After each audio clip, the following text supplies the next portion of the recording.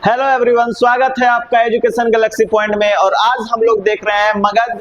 और मगध के साथ साथ में हम लोग क्या देखेंगे कि पूरा उसमें कितने डायनेस्टी थे मगध एम्पायर में, और उसका पीवाईक्यू के साथ साथ डिटेल एक्सप्लेनेशन भी देखेंगे, जिस तरह से हम लोग का पीवाईक्यू सीरीज चलते आ रहा था। तो ये क्या है, मगध और मौर्य। खास करके मगध में देखा जाता है कि मौर्य एम्पायर बहुत इंपॉर्टेंट है, जहां से हम लोग मानते हैं कि उस समय पूरा का पूरा भारत जो था वो क्या है, जिसको हम लोग बोलते हैं अविभाजित भारत, वो पूरा का पूरा मौर्य एम्पायर के समय में आता था। तो चलिए हम लोग, और साथ साथ में आप लोग, ये रिकॉर्डेड वीडियो है तो आप लोग कमेंट भी कीजिएगा कि इसका आंसर क्या होगा, क्योंकि आपको भी पता होना चाहिए कि ये सब क्वेश्चन प्रीवियस में पूछा गया। अगर आप आंसर दे रहे हैं तो आपकी तैयारी कहां तक है ये जान पाइएगा। तो चलिए हम लोग चलते हैं क्वेश्चन की ओर। हाँ देखिए, पहला क्वेश्चन क्या है कि निम्नलिखित में से कौन सा शासक का नाम साम्राज्य युग मतलब सुमेलित है। अब एक देखिए, इस तरह का क्वेश्चन जब भी आता है तो थोड़ा सा आपको डिटेल नॉलेज होना चाहिए कि किस डायनेस्टी से कौन राजा था, मतलब किस वंश से था, साथ साथ में वो कहाँ राज करता था। तो पहला आप देखिए कि महापद्मनंद, पहला क्या है, महापद्मनंद, और ये क्या है, मगध एम्पायर में।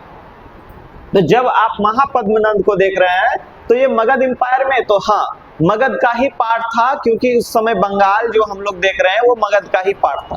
ठीक है, तो पहला तो हम लोग सही बोलेंगे। दूसरा क्या है, अजातशत्रु मौर्य एम्पायर से। अब देखिए, अजातशत्रु हर्यक डायनेस्टी से थे, मतलब हर्यक वंश से थे, तो ये सेकंड आपका गलत हो जाएगा। अब यहां पर जल्दबाजी नहीं करना है कि जब आपने दोनों एलिमिनेशन कर लिया तो यहां पर आपको चारों ऑप्शन में जल्दबाजी नहीं करना है। क्या कह रहा है कि पहला सही होगा, दूसरा गलत होगा। अब यहां पर देखिए कि पहला बोल रहा है कि ओनली टू, केवल दो, तो दो नहीं, आप एक चीज देखिए कि दूसरा गलत है, तो ये आंसर गलत हो जाएगा। नाइदर वन नॉर टू, मतलब ना ही एक ना ही दो, तो आप क्या देख रहे हैं कि क्या दोनों में से दोनों नहीं है, नहीं, दोनों में से एक है। कौन सा, पहला वाला सही है, तो ये भी गलत हो जाएगा। तीसरा ऑप्शन क्या है, बोथ, मतलब अगर दोनों सही होता तो हम लोग किस ऑप्शन के साथ जाते हैं, थर्ड ऑप्शन के साथ, तो ये भी नहीं है। अब क्या कह रहा है, डी में ओनली फर्स्ट, तो ये आप फर्स्ट देख रहे हैं सही हुआ है, सेकंड गलत, तो हम लोग इस ऑप्शन के साथ जाएंगे। ठीक है, तो इस तरीका से आपको अटेम्प्ट लेना है एग्जाम में। अब आगे हम लोग इसको देख रहे हैं कि इसका डिटेल एक्सप्लेनेशन क्या कह रहा है। आप लोग ध्यान से देखिएगा और साथ साथ में रिकॉल भी कीजिएगा। रिकॉल करने से क्या होगा कि बहुत सारा चीज पढ़ा हुआ आपको फिर से याद आ जाएगा। ये क्या कह रहा है, हर्यक डायनेस्टी, मतलब क्या, हर्यक वंश में आप लोग देख रहे हैं। तो हर्यक लगभग कब से, तो इसका कार्यकाल भी आपको याद रखना है कि कार्यकाल अगर याद नहीं रखिएगा तो बहुत सारा चीज सीक्वेंस में आपको क्रोनोलॉजिकल ऑर्डर में याद नहीं होगा। तो 544 से 412 ईसापुर, मतलब ये बीसीई में है। ईसापुर मतलब क्या, बीसीई में। तो आप एक चीज देखे थे, जब बुद्धिज्म और जैनिज्म पढ़ा रहे थे तो 563 ईसापुर में बुद्ध जी का जन्म था, 540 ईसापुर में वर्धमान महावीर जी का जन्म था। तो अब हम लोग रिलेट कर रहे हैं कि उस समय समकालीन, मतलब कंटेम्परेरी इसके शासक रहे होंगे। ये चीज तो क्लियर है। अब देखिए, बहुत सारा क्वेश्चन डिस्क्रिप्शन में रहेगा, तो उस तरह के क्वेश्चन के लिए इस तरह का नॉलेज होना भी जरूरी है कि कौन डायनेस्टी कब था, कौन कंटेम्परेरी था, ये भी जरूरी है। तो हम लोग क्या देख लिए कि हर्यक जो वंश था, राजवंश, वो 544 से 412 ईस्वी तक क्या किया था, वहां राज किया था। कहां पर, मगध में ही किया था। अब इसके संस्थापक कौन है, क्योंकि फाउंडर पूछा जाता है कि उसके दो तरह का क्वेश्चन आता है कि वास्तविक फाउंडर और फाउंडर। तो किसी किसी डायनेस्टी वंश में क्या होता है कि वास्तविक अलग होता है और फाउंडर अलग होता है, लेकिन ज्यादातर में क्या होता है कि पहला ही जो उसका फाउंडर होता है वो वास्तविक ही हो जाता है। तो इसके संस्थापक कौन थे, बिंबिसार। तो आप लोग यहाँ बिंबिसार और बिंदुसार में कंफ्यूजन नहीं कीजिएगा, क्योंकि अभी हर्यक डायनेस्टी में किसको बता रहे हैं, बिंबिसार को, लेकिन आगे जब मौर्य डायनेस्टी में बताएंगे बिंदुसार को, तो दोनों में डिफरेंशिएट कीजिएगा। यहाँ क्या है, बिंबिसार। इनकी राजधानी कहाँ थी, तो आपको पता है कि मगध की राजधानी 3 जगह थी, और आप लोग कमेंट करके बताइएगा। पहला तो ये राजगीर दिया हुआ है, जिसको ग्रीवरीज भी बोला जाता है, राजगीर या ग्रीवरीज भी बोला जाता है। पाटलिपुत्रा तो जानते हैं। और तीसरा कमेंट कीजिएगा आप लोग, और ये क्या है, पाटलिपुत्र बाद में स्थानांतरित हुआ, मतलब पहले कहां था, राजगीर में था, फिर बाद में वो पाटलिपुत्र ट्रांसफर हुआ। अब ये बात बहुत इंपॉर्टेंट है कि क्या है कि बिंबिसार बुद्ध के समकालीन थे। देखिए कैसे वर्ड मिला कि बिंबिसार जो थे वो किसके, बुद्ध के समकालीन थे और बौद्ध और जैन धर्म के संरक्षक थे। तो ये बात आपको पता चल रहा है कि उस समय के जो राजा बिंबिसार थे किससे, हर्यक वंश से थे, वो बौद्ध और जैन दोनों के संरक्षक थे, मतलब उसको बढ़ावा दे रहे थे और साथ साथ में वो बुद्ध जी के समकालीन भी थे। तो यहां से क्लियर हो गया बहुत सारा चीज। अब बात है कि उनके पुत्र, तो किनके, बिंबिसार के पुत्र का क्या नाम था, अजातशत्रु था। क्या नाम था, अजातशत्रु। और मगध साम्राज्य का विस्तार किया। तो मगध साम्राज्य का एक्सपेंडेशन कौन किया बताइए, तो ये है अजातशत्रु। और ये साम्राज्य का विस्तार कौशल, देखिए कौशल, जब आप 16 जनपद पढ़े होंगे तो ये सब चीज का टर्म का यूज हुआ होगा। तो कौशल और लिच्छवी के साथ युद्ध किए। तो ये भी इंपॉर्टेंट पॉइंट है कि इन्होंने अपना साम्राज्य का अजातशत्रु ने विस्तार किया और कौशल और किसके साथ में, लिच्छवी के साथ में युद्ध किया। अब आगे क्या है कि उत्तर भारत में एक प्रमुख शक्ति के रूप में मगध का उदय हुआ। मतलब ये बात शुरू हो गई कि जब भी हर्यक डायनेस्टी वहां राज करने लगी तो मगध का पूरा पूरा एरिया एक्सपेंड हुआ और एक शक्तिशाली किंगडम बन गया, साम्राज्य बन गया। ठीक है, अब हम लोग आगे चलते हैं। देखिए ये क्या है कि शिशुनाग वंश। हम लोग यहाँ पर डिटेल एक्सप्लेनेशन करने का क्या कारण है कि टॉपिक से अगर क्वेश्चन आ रहा है, सिर्फ पीवाईक्यू नहीं, देखिए इससे रिलेटेड जितने भी फैक्ट हैं अगर आप एक बार पढ़ लेते हैं तो उससे रिलेटेड जो भी क्वेश्चन आएगा वो बन जाएगा आपसे। अब शिशुनाग वंश, देखिए हर्यक वंश के बाद कौन आया, और ये ऑर्डर भी याद रखिएगा कि हर्यक वंश में हमने किसके पढ़ा कि हर्यक वंश में बिंबिसार और उनके बेटे का नाम क्या था, अजातशत्रु। अब क्या है कि शिशुनाग राजवंश, कौन है, शिशुनाग राजवंश। तो देखिए हम लोग वहां देखे थे कि 412 में वो खत्म हो गया था। तो ये कहां, 412 से 345 ईसा पूर्व तक था। मतलब ये बता रहा है कि इतना दिन तक क्या है, किसका, शिशुनाग वंश का वहां पर क्या है, राज चला था। अब संस्थापक कौन है इसके, तो शिशुनाग। कौन है, शिशुनाग वंश के, शिशुनाग ही है। मूलतः हर्यक वंश का एक अधिकारी था।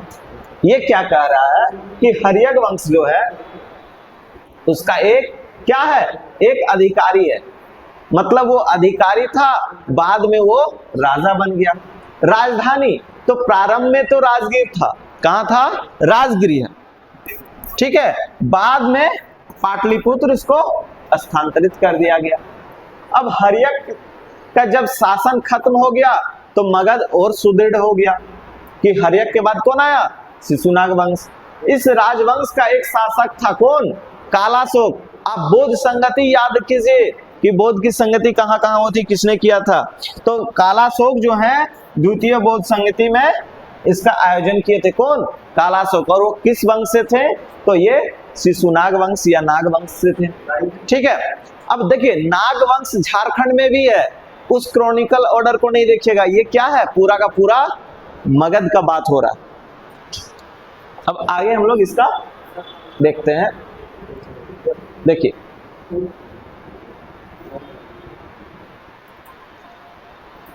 नेक्स्ट कौन सा वंश है, तो आप देख रहे हैं कि नंद वंश। अब नंद वंश जो है वो कितना, 345 से लगभग 322 ईसा पूर्व तक, 345 से 322 ईसा पूर्व तक था। अब ये भी बात है कि इसके संस्थापक कौन थे, तो हम लोग क्या देखा, हर्यक वंश, तो बिंबिसार। जैसे ही हम लोग नाग वंश में आ गए, शिशुनाग में तो शिशुनाग थे। अब यहाँ पर हम लोग कौन सा देख रहे हैं, नंद वंश। तो नंद वंश के कौन है, महापद्मनंद। संभवतः ये गैर क्षत्रिय थे। गैर क्षत्रिय कहने का क्या सेंस है कि ज्यादातर राजा क्षत्रिय उस समय होते थे, लेकिन ये माना जाता है कि महापद्मनंद जो है वो क्या है, एक गैर क्षत्रिय है। गैर क्षत्रिय कहने का मतलब वो हो सकते हैं कि क्षत्रिय कुल से छोटे हो। अब ये भी बात है कि देखिए इनकी जो राजधानी थी वो कहाँ थी, पाटलिपुत्र थी। क्या थी, पाटलिपुत्र, जिसको आज के समय में पटना बोला जाता है। हालांकि उसका एरिया थोड़ा अभी भी अलग अलग है, क्योंकि अभी भी वहां पर मौर्य एम्पायर में चंद्रगुप्त मौर्य का जो महल था लकड़ी से बना हुआ, उसके द्वार ये सब मिलते हैं। अब क्या है कि अत्यधिक धन और विशाल सेना के लिए जाना जाता था। तो नंद वंश किसके लिए जाना जाता था कि बहुत बड़ा सेना था उसके पास में, साथ साथ में वेल्थ मतलब धन भी बहुत ज्यादा था। और केंद्रीकृत प्रशासन थी, मतलब एक क्या होता है कि प्रशासन जब भी हम लोग देखते हैं तो प्रशासन को अलग अलग विभाग बांट दिया जाता है, ठीक है। आज के समय में भी प्रशासन में देखते हैं एसपी डीएसपी ये सब, तो उस समय भी क्या था कि अलग अलग प्रशासन को बांट दिया गया था, लेकिन क्या था केंद्रीकृत था। जैसे अभी हम लोग देखते हैं कि भारत सेंट्रल में देखते हैं और स्टेट में देखते हैं, तो सेंट्रल में कौन है, अगर हम लोग देखते हैं तो भारत सरकार में अभी भाजपा की है, तो वो केंद्रीकृत सरकार है। लेकिन अगर उस समय देखा जाए तो मगध का पूरा क्षेत्र किसके केंद्रीकृत में था, नंद वंश के, और उसके सामंत वहां पर राज करते थे। अब देखिए चाणक्य जिनका नाम कौटिल या विष्णुगुप्त भी है, देखिए कंफ्यूज नहीं कीजिएगा, बहुत सारे नए बच्चे देखते हैं वो चाणक्य कौटिल और विष्णुगुप्त ये सब बोलते हैं कि एक आदमी का अलग अलग आदमी हो सकते हैं, एक आदमी हो सकते हैं, तो ये सब एक ही आदमी है, अलग अलग नाम है। और इनके द्वारा क्या है सहायता से चंद्रगुप्त मौर्य जो मौर्य डायनेस्टी उसके राजा थे उसे उखाड़ फेंका गया, जिसका परिणाम स्वरूप क्या हुआ कि जब उनको उखाड़ के फेंक दिया तो मौर्य साम्राज्य का उदय हो गया। तो यहां हमने क्या किया, सिर्फ क्वेश्चन एक लिया, पूरा का पूरा तीनों डायनेस्टी को एक्सप्लेन कर दिया, तो मगध डायनेस्टी यहां से एक्सप्लेन हो गया, ठीक है। अब आगे हम लोग देखते हैं, आगे क्या है कि प्रसिद्ध वैद्य उस समय जीवक को किसके दरबार में नियुक्त किया गया था। अब जीवक उस समय के क्या थे, एक बोल सकते हैं कि डॉक्टर, जीवक क्या थे, डॉक्टर थे। यहाँ वेद का बात है, मतलब उस समय डॉक्टर की उपाधि वेद यही सब इलाज करने के लिए करते थे। तो ये किसके दरबार में थे, तो ये बिंबिसार के। अब पता है कि बिंबिसार किस वंश से है, तो बिंबिसार बोलिए, आप लोग कमेंट कीजिएगा क्योंकि बार बार रिकॉल करने से याद हो जाएगा। अब देखिए बिंबिसार ये प्रसिद्ध चिकित्सक जीवक, देखिए क्या है कि प्रसिद्ध चिकित्सक जीवक को मगध साम्राज्य का शासक कौन, बिंबिसार, लगभग कब, तो डेट भी थोड़ा सा याद रखना हिस्ट्री में, कब 543 से 491, मतलब 543 से 491 क्या है ईसा पूर्व बीसी में के दरबार में नियुक्त किया गया था। तो बिंबिसार के दरबार में थे, और बिंबिसार कौन वंश के थे, हर्यक वंश के थे, और उसके संस्थापक भी थे। साथ साथ में उन्होंने मगध साम्राज्य का वास्तविक निर्माता माना जाता है। अगर देखा जाए तो मौर्य डायनेस्टी तो बाद में आई थी, हर्यक डायनेस्टी को वास्तविक बोला जाता है कि उन्होंने क्या किया था कि वास्तविक मगध साम्राज्य का वास्तविक निर्माता, मतलब उसको बनाया। अब बिंबिसार की हत्या, देखिए बोला जाता है कि इस डायनेस्टी में एक दूसरे की हत्या करके गद्दी को, राजगद्दी को अपनाया था। तो बिंबिसार की हत्या क्या उसके पुत्र अजातशत्रु ने कर दिया था। तो ये चीज बहुत इंपॉर्टेंट फैक्ट है कि क्या हुआ, गद्दी के लोभ में, राजगद्दी के लोभ में क्या किया कि उसके पुत्र ने ही बिंबिसार की हत्या कर दी। देख रहे हैं ये फिगर। अब आगे हम लोग चलते हैं, देखिए जीवक जो थे वो बुद्ध के समकालीन थे। तो जब हम लोग बौद्ध धर्म में पढ़ रहे थे तो आप लोग को एक चीज पता था कि जीवक जो थे वो बिंबिसार साथ साथ में बुद्ध की भी सेवा करते थे। अब यहाँ क्या है कि शिशुनाग वंश, अब देखिए शिशुनाग वंश जो है वो 412 से 345 ईसा पूर्व, बार बार रिकॉल होते जाएगा कि शिशुनाग के द्वारा क्या है, शिशुनाग के द्वारा स्थापित जिन्होंने हर्यक वंश का अंत किया, हर्यक वंश का अंत किया, और राजधानी राजगिरी से कहां पर, पाटलिपुत्र में स्थानांतरित किया। मतलब क्या है, ट्रांसफर किया, स्थानांतरित। अवंती पर कब्जा करने के लिए जाना जाता है, और उसने क्या किया कि अवंती जो है उस पर पूरी की पूरी तरह से फौज ले जाकर उसको अपने कब्जे में ले लिया। अब आगे क्या कह रहा है कि अंतिम शासक कालाशोक, अंतिम शासक कौन था, कालाशोक को वैशाली में द्वितीय बौद्ध संगति का आयोजन किया था। तो द्वितीय बौद्ध संगति किसने, कालाशोक ने कहां पर किया था, वैशाली में। जिसके बाद महापद्मनंद ने इस राजवंश को उखाड़ फेंका। तो महापद्मनंद ने किसको, तो आप देख रहे हैं कालाशोक को हरा करके नए वंश का, नंद वंश का स्थापना किया। अब आगे हम लोग चलते हैं। आगे क्या है कि 322 ईसा पूर्व कौटिल्य की सहायता से किस योद्धा ने अंतिम नंद शासक घनानंद, किसको, घनानंद को पराजित किया था? तो ये कौन सा हो जाएगा? चंद्रगुप्त मौर्य। कौन हो जाएगा? चंद्रगुप्त मौर्य। ठीक है, अब हम लोग आगे देखते हैं। देखिए, चंद्रगुप्त मौर्य जो है वो किसके सहायता से राजगद्दी पर बैठे थे? चाणक्य, कौटिल्य या विष्णुगुप्त बोलते हैं, उनकी सहायता से। और क्या हुआ था कि घनानंद ने क्या किया था? उनको अपने राज दरबार से दुक्कार करके निकाल दिया था, चोटी पकड़ करके। तो उसी का बदला लेने के लिए क्या किया? चंद्रगुप्त मौर्य को राजा बनाया और क्या किया? नंद वंश को उखाड़ के फेंक दिया। किसने? चंद्रगुप्त मौर्य ने। किसकी सहायता से? उसके प्रधानमंत्री चाणक्य की सहायता से। सॉरी। अब देखिए, ये कह रहा है कि 322 ईसा पूर्व चंद्रगुप्त मौर्य ने अपने गुरु और राजनीतिकार कौटिल्य, जिसको हम लोग चाणक्य कहते हैं, इन्हीं के द्वारा अर्थशास्त्र लिखा गया है, कौटिल्य या चाणक्य के द्वारा, इनकी सहायता से अंतिम नंद शासक घनानंद को हराया था। महापद्म नंद एक राज द्वारा स्थापित नंद राजवंश। कौन?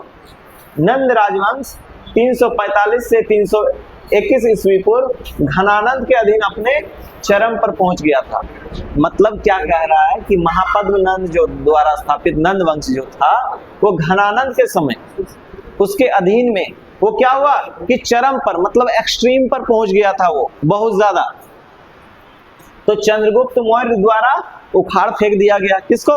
घनानंद को। और साथ साथ में कौन सा? मौर्य साम्राज्य का वहां पर उदय हो गया, मतलब मौर्य डायनेस्टी आ गई। कहां पे? मगध में। अब सीक्वेंस याद रखिएगा। अब नेक्स्ट क्वेश्चन क्या कह रहा है कि भारतीय समाज को 7 वर्गों में किसने विभाजित किया था?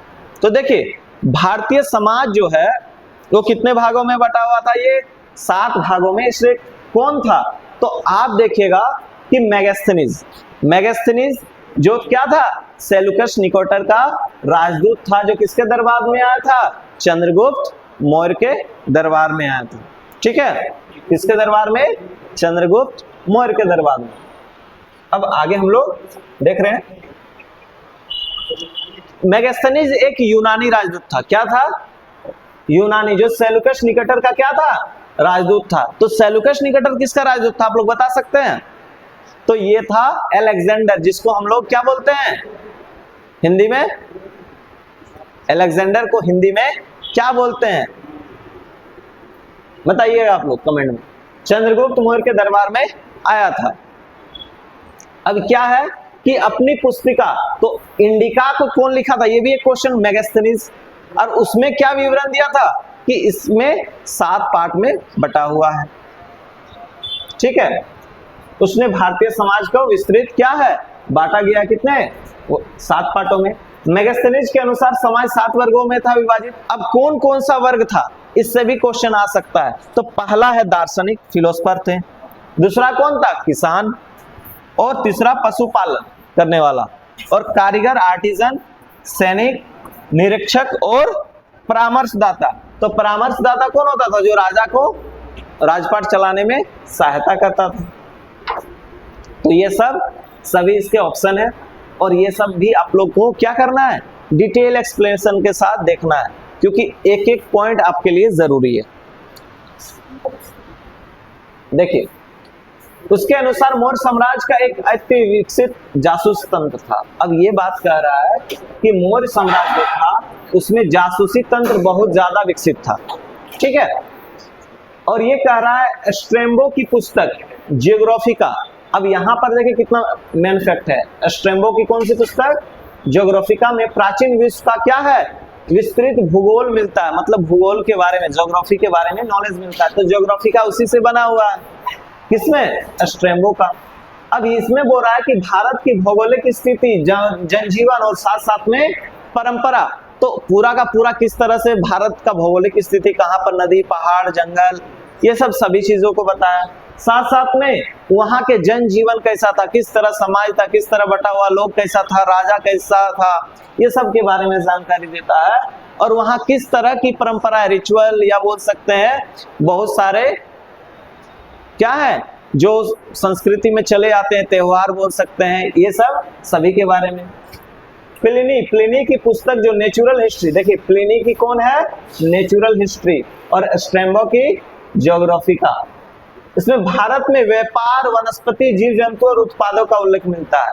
तो प्लिनी की जो नेचुरल हिस्ट्री है, इसमें किसके बारे में, यहाँ व्यापार किसके साथ होता था, किस चीज का होता था, जीव जंतु कौन कौन से होते थे, और बहुत सारे प्रोडक्ट, उत्पादों का जो बाजार में बेचा जाता था। रोमन भारतीय व्यापार का भी वर्णन मिलता है, मतलब रोमन साम्राज्य से भारत का उस समय व्यापार था, वो प्लिनी की नेचुरल हिस्ट्री में पता चलता है। ठीक है, अब आगे चलते हैं। देखिए सेल्यूकस मौर्य युद्ध में सेल्यूकस ने निम्नलिखित में से किस मौर्य शासक से युद्ध किया था? तो अभी हमने पिछला क्वेश्चन में देखा कि सेल्यूकस निकेटर जो था वो किससे, चंद्रगुप्त मौर्य था। तो यहाँ पर कौन हो जाएगा, चंद्रगुप्त मौर्य। और सेल्यूकस निकेटर किसका राजदूत था, अलेक्जेंडर का। देखिए अब इसका डिटेल एक्सप्लेनेशन हम लोग देखते हैं। सेल्यूसिड मौर्य, अब सेल्यूसिड कहने का मतलब क्या है कि सेल्यूकस निकेटर ये कब 305 से 303 ईसा पूर्व बीसी में हुआ था। चंद्रगुप्त मौर्य सेल्यूकस प्रथम निकेटर, क्या है, सेल्यूकस प्रथम निकेटर के बीच लड़ा गया था। सेल्यूकस प्रथम सिकंदर, जिसको हम लोग अभी क्या बोले, अलेक्जेंडर, इसी का नाम सिकंदर। देखिए कभी कंफ्यूज नहीं करना है, अलेक्जेंडर बोले या सिकंदर, बात एक ही है। का महान एक सेनापति था और उसने सेल्यूसिड साम्राज्य की स्थापना की थी। तो सेल्यूसिड की स्थापना किसने की थी, सेल्यूकस निकेटर प्रथम बोल सकते हैं, जो किसका राजदूत था, अलेक्जेंडर का, या फिर बोल सकते हैं किसका, तो अलेक्जेंडर को ही हम लोग क्या बोलते हैं, सिकंदर। और ये देखिए फिगर आपको दिखा रहा है। युद्ध के एक संधि के साथ, तो देखिए चंद्रगुप्त मौर्य तो जीत गए थे, अब युद्ध में संधि होता है, तो संधि समाप्त हुआ जिसके तहत सेल्यूकस ने क्या किया था, सेल्यूकस ने अपनी पुत्री हेलेना को, तो ये भी क्वेश्चन पूछा जाता है कि उनकी पुत्री का क्या नाम था, तो हेलेना था। ठीक है, विवाह किसके साथ किया, चंद्रगुप्त मौर्य के साथ में किया। और कंधार, काबुल जैसे क्षेत्र उसको क्या किया, सौंप दिया, मतलब बोलते हैं दहेज में देना, वही बात हुआ कि कंधार और साथ साथ में काबुल जो अभी अफगानिस्तान में पड़ता है, वो किसको, चंद्रगुप्त मौर्य को सौंप दिया।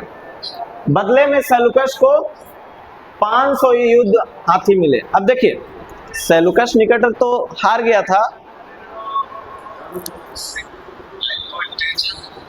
बोल दीजिए कि हमको, देखिए सेल्यूकस 500 युद्ध हाथी मिले, जिन्हें उसे अन्य युद्धों में सहायता मिली। अब देखिए 500 जो है वो हाथी दिए गए थे सेल्यूकस निकेटर को, जिससे क्या हुआ कि बहुत सारे युद्ध में उसको जीतने में मदद मिली। ठीक है, तो ये देखिए इस तरह का एरावत हाथी जो होता है ना, बहुत बड़ा इस तरह के हाथी। और जानते हैं सबसे बड़ा इंपॉर्टेंट चीज क्या है कि उस समय जो हाथी थे वो चंद्रगुप्त मौर्य के कहां से, झारखंड के जंगलों से जाते थे। उस समय बिहार झारखंड एक ही था और ये मगध साम्राज्य के अंदर में आता था कुछ, लेकिन क्या है कि बहुत सारे हाथी यहां से जाते थे। देखिए मौर्य प्रशासन में राजस्व का मुख्य संग्रहकर्ता निम्नलिखित में से कौन है? तो मौर्य प्रशासन में जब हम लोग देखते हैं कि राजस्व मतलब क्या, टैक्स लेने के लिए। ठीक है, तो रेवेन्यू या टैक्स बोल सकते हैं। और ये कौन लेता था, तो उसका नाम था समहर्ता। क्या नाम था, समहर्ता। तो ये सब क्या है, पद के नाम है, आमत्य, समहर्ता, संधिदाता, धम्म महामत्ता। धम्म महामत्ता किसके लिए, धर्म के लिए, बौद्ध धर्म का प्रचार के लिए चुना था। मौर्य प्रशासन में समहर्ता मुख्य राजस्व संग्रह करता था, कलेक्टर का काम करता था। अब क्या है, इस पद का वर्णन कौटिल्य के किसमें, अर्थशास्त्र में। तो अर्थशास्त्र किसका है, कौटिल्य का है। समहर्ता के अलावा सन्निधाता, देखिए सन्निधाता क्या होता है, राज का कोषाध्यक्ष। सन्निधाता कौन होता है, राज का कोषाध्यक्ष, मतलब जितना भी पैसा आएगा वो जमा करके उसका रखेगा, और ब्यौरा कौन रखेगा, सन्निधाता। और ये बात हो रहा है सीता और भागा, उस समय जमीन का जो बंटवारा सीता और भागा जो है प्रमुख भू राजस्व प्रणालियां थी। ठीक है, कौन कौन सा? सीता और धागा। और ये है आमत। आमत किसके लिए? मंत्रियों के लिए प्रयुक्त होता था। आमत किसके लिए? मंत्रियों के लिए प्रयुक्त होता था। ठीक है, तो ये सब टर्म आप लोग याद रखिएगा, कभी कभी मैच द फ्लोइंग में पूछा जाता है। किस मौर्य शासक को गुप्तचर प्रणाली स्थापित करने और अस्थायी सेना बनाए रखने का श्रेय दिया जाता है? तो ये सब किसका था? आप लोग देख रहे हैं कि किस मौर्य शासक को गुप्तचर प्रणाली, साथ साथ में क्या, अस्थायी सेना बनाए रखने का। तो आप लोग इस तरह से देखिए, चंद्रगुप्त मौर्य, अशोक, बृहद्रथ, तो ये सब सभी क्या है? सभी मौर्य डायनेस्टी के। तो हम लोग क्या है? चंद्रगुप्त मौर्य। ठीक है, चंद्रगुप्त मौर्य मौर्य साम्राज्य का गुप्तचर व्यवस्था मतलब क्या है? आज के समय में देखते हैं सीआईडी होता है, उस समय भी सीआईडी की तरह लोग होते थे, जैसे रॉ, आईबी, ये सब होता है ना, तो उस तरह चंद्रगुप्त मौर्य के समय में भी था। और एक अस्थाई सेना, देखिए बहुत सारे लोग पेड रखते थे। पेड कहने का मतलब क्या? लड़ाई हुआ उस समय सेना रख लिए, फिर लड़ाई खत्म हो गया। लेकिन क्या किया चंद्रगुप्त मौर्य ने कि अस्थाई सेना रखा और उसको पैसा देने लगे कि मंथली वाइज। ठीक है, अब आगे क्या कहा जाता है कि चाणक्य के अर्थशास्त्र में साम्राज्य की आंतरिक और बाह्य सुरक्षा, मतलब अंदर की और बाहर की सुरक्षा सुनिश्चित करने के लिए क्या है? गुप्तचरों को, जिसको हम लोग क्या बोलते हैं? गूढ़ पुरुष। क्या बोला जाता है? गूढ़ पुरुष को शामिल किया। और ये देखिए इस फिगर में आपको क्लियर हो जाएगा कि कहां तक हमारा साम्राज्य था। ठीक है, मौर्य साम्राज्य कहां तक था, जिसको हम लोग अभिन्न भारत का अंग बोलते हैं। देखिए ये पूरा का पूरा पाकिस्तान, अफगानिस्तान, ये म्यांमार, सब पूरा का पूरा किसका था? मगध साम्राज्य के अंदर में आता था। और चंद्रगुप्त मौर्य उस समय के सबसे पावरफुल शासक थे। ठीक है, तो ये क्या है देख रहे हैं? ये हर एक बोध गया, ये सांची, उज्जैन, ये क्या है? मथुरा, तक्षशिला, ये सब सभी, इंद्रप्रस्थ, तो ये सब सभी उस समय के क्या है? मेन प्लेस है। किस मौर्य शासक को यूनानियों द्वारा एमिट्रोकस, देखिए ये बात बहुत इंपॉर्टेंट है कि किस शासक को यूनानियों के द्वारा क्या कहा गया था? यूनानी लोग क्या कहते थे इसको? बोलिए। एमिट्रोकेटस। एमिट्रोकेटस कहने का मतलब क्या है कि दुश्मनों का संहार करने वाला, अमित्रोघात। और ये किसको कहा जाता था? तो बिंदुसार को कहा जाता था। किसको कहा जाता था? बिंदुसार को कहा जाता था। अब आगे देखते हैं, तो ये क्या है? देखिए कि मौर्य सम्राट बिंदुसार को यूनानी लेखक, क्या है? यूनानी लेखक अमित्रोचेटस, अमित्रोघात भी बोला जाता था, नाम से आजीवक संप्रदाय का अनुयायी। देखिए आजीवक संप्रदाय कहाँ? बराबर की गुफाएं जो बताए थे जहानाबाद में है, वो क्या फेटलिस्ट थे, वो भाग्यवादी थे। ये चीज एक्सप्लेन कर चुके हैं, वो भाग्य पर की, जो भाग्य पर लिखा वो बदल नहीं सकता है, वो आजीविकक संप्रदाय का था। ठीक है, अब ये कह रहा नाम संस्कृत शब्द अमित्रघात, शत्रुओं का संहारक, क्या है इसका? अमित्रघात, या बोल सकते हैं अमित्रोचेटस। ये क्या इसका अर्थ निकलता है? तो ये बोलता है शत्रुओं का संहारक, मतलब शत्रुओं को नष्ट करने वाला। जैसे पुरंदर बोलते हैं इंद्र को किलाओं का विनाश करने वाला या तोड़ने वाला। बिंदुसार चंद्रगुप्त मौर्य के पुत्र और अशोक के पिता थे। देखिए बिंदुसार जो है वो किसके बेटे हैं? तो चंद्रगुप्त मौर्य के और अशोक के पिता, जिन्होंने क्या किया? 298 से 273 ईसा पूर्व तक शासन किया बिंदुसार में। अब बिंबिसार आपको बताए थे हर एक डायनेस्टी, और ये बिंदुसार मौर्य डायनेस्टी। ठीक है, अब आगे देखिए, ये बहुत अच्छा से देखिए, इस मैप को अगर आप लोग देखिएगा तो आप लोग को पता चलेगा कि किस तरह से उस समय